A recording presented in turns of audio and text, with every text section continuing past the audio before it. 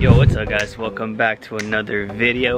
Today's going to be the first episode for the VR4 build where we modified aesthetically. As you guys know, I did change out these taillights on the DSM a long time ago. These are what you consider the European domestic market version, the EDM taillights. They also do offer the JDM versions, which basically exclude the snake eyes, as you guys can see here. You can usually tell when you light up the car. Before we go off topic, I do want to say that we are going to be picking up some JDM taillights for the Mitsubishi 3000GT VR4. The VR4 is still in very rough condition. I do wash it like every 2 or 3 weeks, but since this is just sitting, it just gets dirty super quick. So I do plan on building this car. If you guys are new to the channel, make sure you subscribe because there's going to be a lot of content coming with this car. I do focus mainly on DSMs, Evos, and now VR4s, which is pretty cool. So today the game plan is basically to take these off because we're actually going to be meeting up with a fellow 3000GT owner. I have seen a couple VR4s with the setup, and honestly to me it looks extremely clean, and I do want to match the Eclipse. I also do want to change out the fuel pump because the car is giving me some issues when running. Like I've always said, this car's actually been sitting since 2012 and we're currently in 2021. I do have to overlook everything, make sure the car's running good, and I do want to take it on a photo shoot slash video shoot with the new taillights.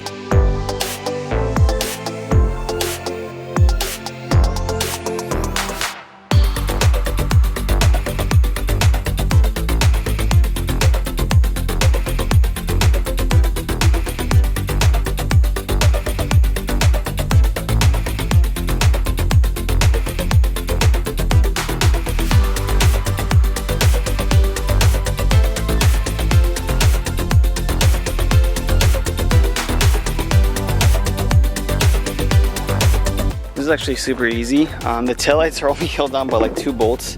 Let me show you guys on the VR4 real quick. If you go over here, I was taking everything off. You don't need to take off this bolt or this. That's part of the centerpiece here, as you guys can see. So all you have to do is remove the bolt right there where that hole is, and there's another bolt right here. Hello. Why'd you buy this? Okay, I went to box lunch and I started buying random stuff, but I saw this and this is the world's smallest game of operation. Oh my god. Yeah, it's kind of hard. See? Yeah, but it didn't even ring. Oh, there you go. Well, because you didn't touch it. Try to get the butterfly. The butterfly? Which one's that? Or actually, try to get the horse. That one's hard. That's a horse? Yeah. You failed. It's like, I forgot how many pounds worth, but it's like $9 for like all this chicken, and I got it, and I just have to cut it for meal prep, and then I got meal prep containers. Good job. Yeah. We're currently at the bank. I do have to get some cash. Thank you. So we picked up the money. Do you mind not making any? Oh, I'm sorry. I didn't. Yeah. So Marissa actually came down to hang out. Basically, we're gonna go get boba out there called Monster Snow. I've never been there, but I guess she has and she wants to go. I never usually do these things. Like I never care to go to places to try things out, but ever since I got with Larissa, I've tried so many new things, and she's always taking me out everywhere. Yesterday we went to the 626 market out here in SoCal, and we got some like hot Cheeto asada fries, which were pretty bomb. But I do appreciate her support for always coming down. Can we go to the pumpkin patch when they open? When's that? In October? Like fall time, yeah. Oh yeah, I've never been to one either. We could pick baby pumpkins and big ones and carve them. We could make like Mitsubishi pumpkins. Oh, I'm down for that. Yeah, see? Oh, I think he's over there. Okay. Okay. Cálmate. Here's 1. And here is 2. You gonna stay inside? It's too hot for you? It's like 105. Bye. What's up, man? Man, they look good. So as you guys can see the difference, we got the US versions and the Japanese versions. That everyone wants for like their VR4, just like the JDM rear tails for like the Evo, basically, right? Yeah, basically, okay. Yeah. Day 2. Darling, you send me, I know you send me. Darling, you send me, I know you send me. Darling, you. I feel like it really does change the look dramatically, in my opinion. It just gives it that nice little contrast with the orange. And look, it matches the DSM in the back. So far so good. At this point, let me go ahead and find the Walboro 255 fuel pump, which I think is this one right here. So we're gonna go ahead and install this. For now, shout out to Matt Performance again for hooking it up. This is an original Walboro 255, part number GSS341G3. I just decided to go with the Walboro 255 because that's what I run on the Evo and DSM. They're both tuned on E85 and they make around 400 horsepower on the stock turbo. So as far as fuel options, I feel like the Walboro 255 will be a nice upgrade to the corroded OEM fuel pump. And there, darling, you send me. I know you send me, darling, you send me. I know you send me.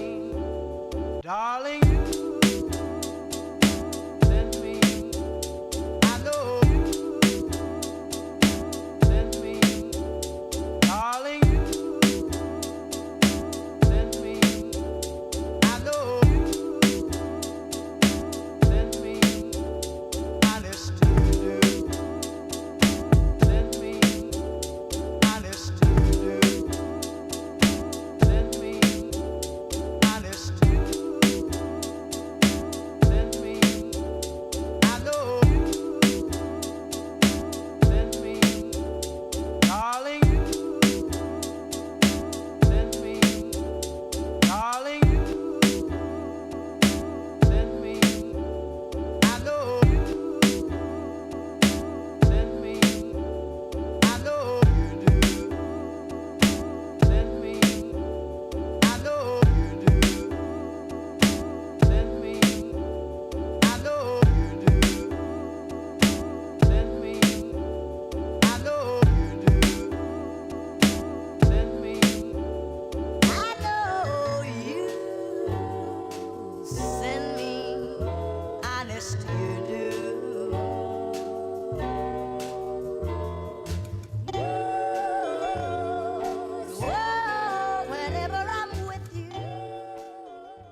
safely. So it's currently a couple days later. I actually wanted to rewire the fuel pump correctly, so I went ahead and ordered the rewire kit from 3sx.com.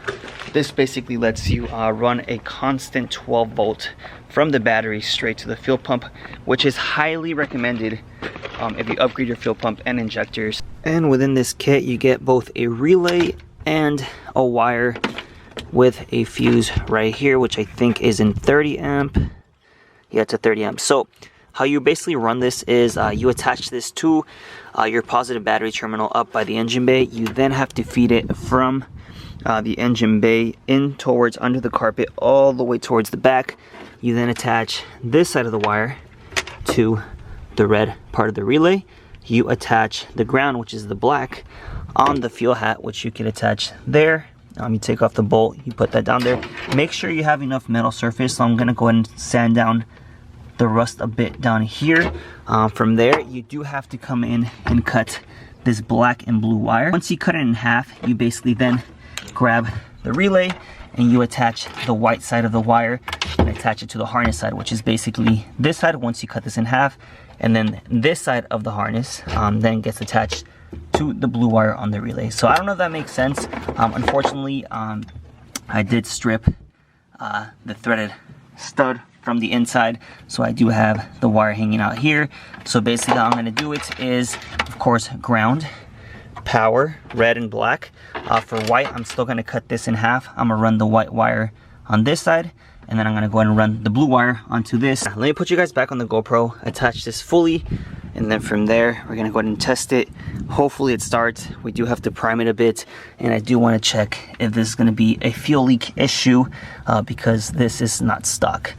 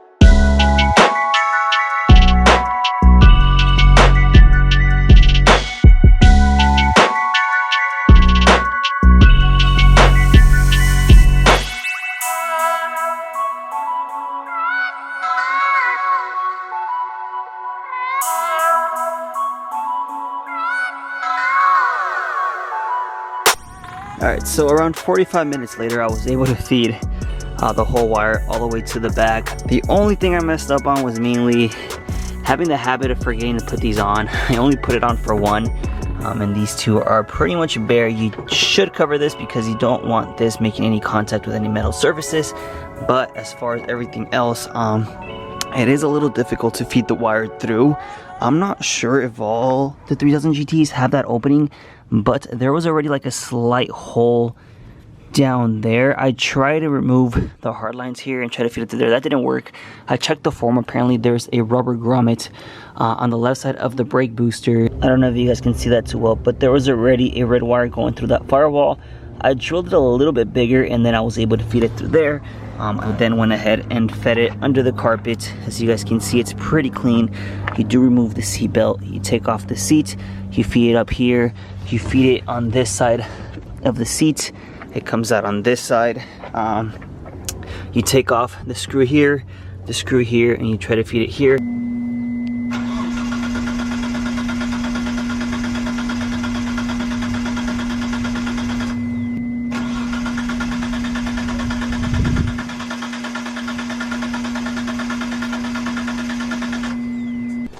Well, by the looks of it, I ended up blowing the 30 amp fuse. The 3SX website mentions this red wire here going to the power wire from the fuse in the front, but this one actually mentions putting this to the fuse instead and putting this red wire to power up the pump, or this if you didn't break this like I did.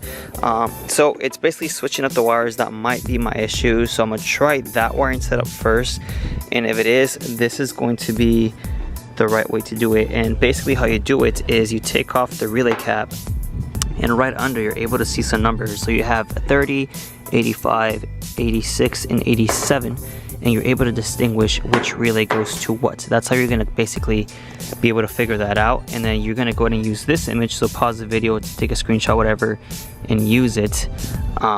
And that should be able to give it power this time. So I'm gonna try this setup. If not, I'm gonna go ahead and add an additional ground to the chassis, which I should anyways. But hopefully that fixes the issue and we could get this thing going. All right, so I have everything hooked back up. I'm gonna go ahead and install a new 30 amp fuse. I did go ahead and disconnect the negative battery terminal, which is what you're supposed to do.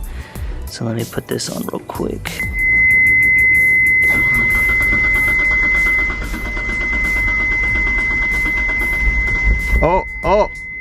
Oh, it wanted to start. Oh!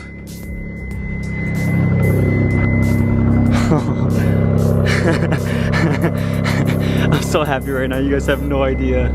So I don't really trust it driving out like this. You don't want to be leaking fuel because it is a fire hazard. So I'm gonna wash the car, set it all up, put everything back inside, and just do a quick nice little cinematic here at the house until I can figure out how to make it stop leaking. I know the best thing to do is the AN fittings. If you guys know anywhere where I could get a kit to where I could just drill into the housing and then basically run AN lines, let me know, write it down in the comments. But for now, let's run some cinematics with the new JDM tails and the new fuel pump in hot wire, and from there we'll end the video.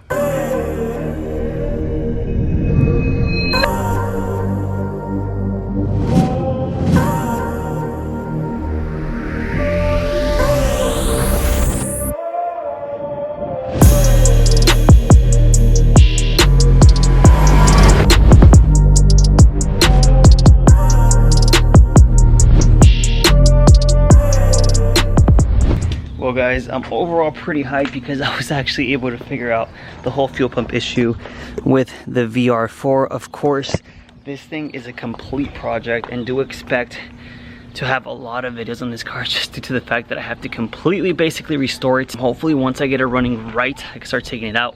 Of course, aesthetics is a big thing for me, so hopefully we can start making it look nice. It still needs a lot of work, but of course everything takes time, and I'm just glad that I'm able to document this thing from scratch. So if you like the video, make sure you like, you comment, anything you think, want to say, any advice, any feedback, any idea on where to get special parts. If not, I'll go ahead and end the video here. Make sure you like, you comment, you subscribe, and I'll see you on the next one.